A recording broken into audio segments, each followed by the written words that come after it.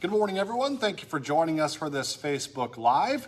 You can watch us live every morning about 8 o'clock. We go live on your Facebook feed. You can find us throughout the day as well on your Facebook feed. We're going to talk about the weather in just a second, as well as local headlines. You can also find us on our Inform YouTube channel. You can also find us on your favorite podcast platform. Just go to inform.com/podcast. Look for the Inform Minute. Of course, it is Wednesday morning. It's October 25th, and the season's certainly changing now if they hadn't before. I know. It's kind of sad. So yeah. Today is kind of the last hurrah, I think, of some all right weather, at least for a while, unless we get a little warm snap, in November, which gets a little harder that time of year. We don't have as much daylight, and average highs in early November are about lower to mid 40s, depending on where we're at. So we had some cold weather on the way today. Already seeing snow in northwestern North Dakota. We were tracking that this morning. Been checking out the DOT cameras. There's still snow out on the roads across parts of Williston and almost to Minot now. So it's going to come in two waves. The first wave is going to go move across northern North Dakota here today. Okay. So Devil's Lake, we may see a little bit. I'm thinking like Rolla, Langdon, maybe up to Halleck in northern parts of our area could see some snow later on. Grand Forks will have some showers later on this evening. Fargo-Moorhead will be kind of tonight. And then tomorrow, that's when I think a lot more of that snow will fill in across North Dakota and eventually toward our area. But it may not be till late in the day for the northern part of the valley. So kind of slowly developing here, coming in two waves. You got the one initially today. The second one, the stronger part will be later on tomorrow. So Fargo-Moorhead, if you're curious about snow, there's a small chance we'll see some. That might be after midnight, something like that on Thursday night. So we may wake up to a tiny bit of snow on Friday, but I think a lot of this is going to be north of us. We're going to be so warm here that I think it'll just be melting, but there's that small chance. Grand Forks, though, you may want to dust off the shovels. You may get a few inches of snow here with this. So the northern part of the valley will have a better shot to pick up that snow. I would say commutes to watch. We always are tracking that, and it's going to be that time of year. Friday morning, I think, will be a tough one for North Dakota. The wind's going to pick up behind this after that snow falls. It'll be kind of drifting across the roads, potentially, depending on if it's that sticky snow or not. But that'll be all the question marks that we'll have, for that. So we'll be on top of that on Friday morning. Okay.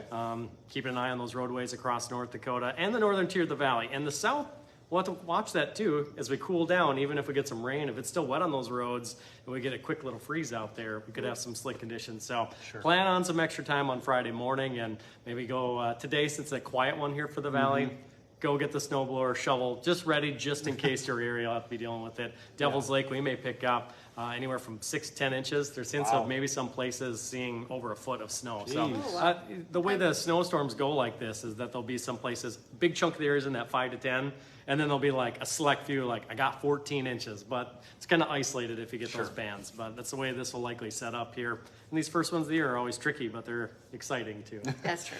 It is. Define exciting. It's something, it's always kind of hits you in the face when I find it. Yeah, so today, go out and tackle whatever yard work they have left. You want to go suck up the leaves one more time when it's reasonable. There's not going to be much wind. Yeah. Temperatures, the southern part of the valley should hit some 50s. Up north, it'll be about 10 degrees cooler. So Grand Forks may only hit 43, where Fargo hits 53 today. So There's a difference there. Yeah. Oh, yeah. All right. Sounds good. Thank you, Jared. Yep. Appreciate it. All right, we have some breaking news this morning. We'll start with this. We have an update. Police tell us a woman was seriously hurt in a shooting in downtown Fargo, and a man is now in jail this morning facing a possible attempted murder charge. It happened off of 7th Street North between 1st and NP Avenue North in downtown Fargo at an apartment building. Officers responded to a shots fired call. That was just before 1:30 this morning. They tell us when they arrived, they found a 28-year-old woman with gunshot wounds. She is in the hospital right now with serious injuries. Fargo police arrested 30-year-old Kyle Ochoa outside of that apartment building where it happened.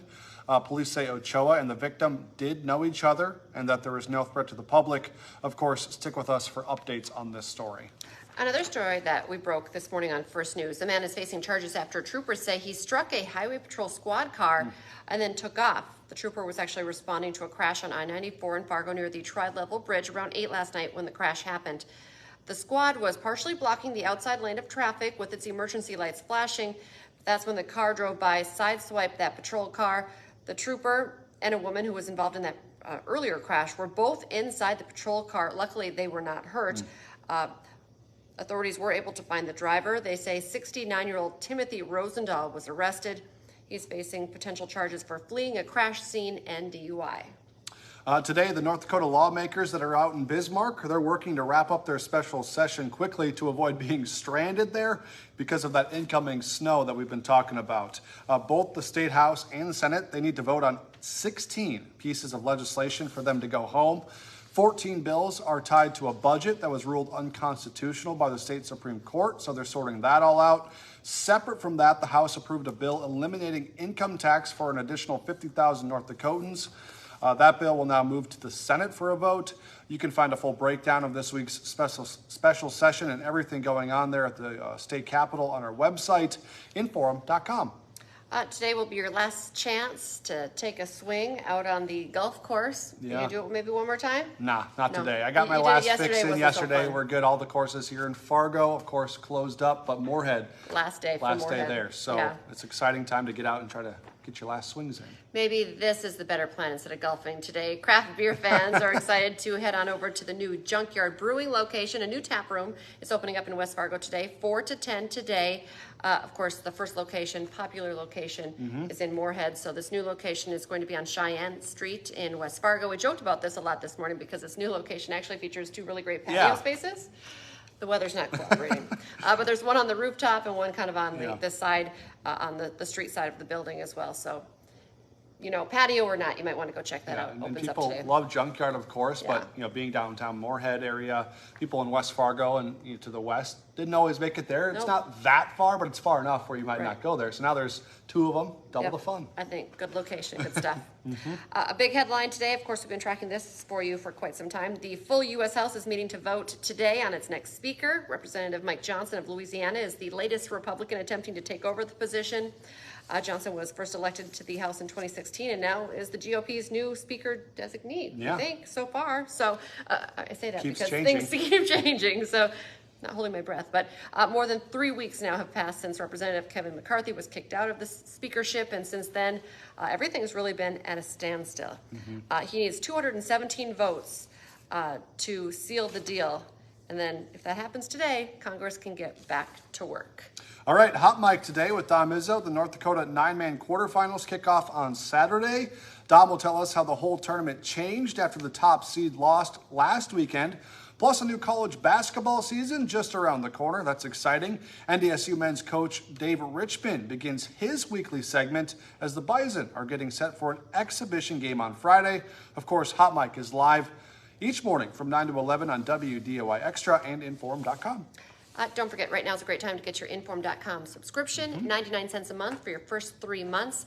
Of course, we cover all of the headlines there as well, the news, weather Yeah. headlines, live look at the radar at all times. Oh, yeah. Also, Jared's been talking about this. Right now is a great time as well to get that WDAY Storm Tracker Yes, weather it's a app must. as well, in addition to your subscription. So a great deal. That's free. So Yeah. that's the best price of all. Take advantage of that for sure. And remember to join us for our newscast the rest of the day for updates on news stories and the weather that's incoming.